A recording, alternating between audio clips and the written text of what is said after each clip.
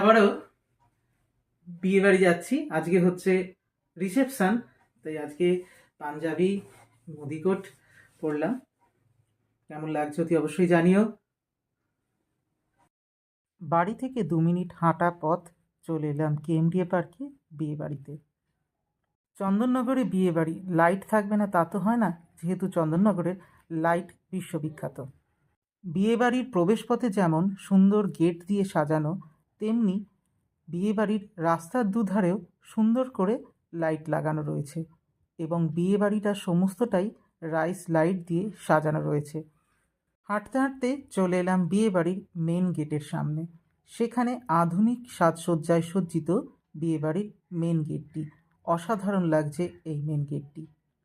বিয়েবাড়ির গেটের সামনেই প্রীতম এবং তিথি ওয়েলকাম জানাচ্ছে সকলকে। লেখা রয়েছে ক্যানভাসের মধ্যে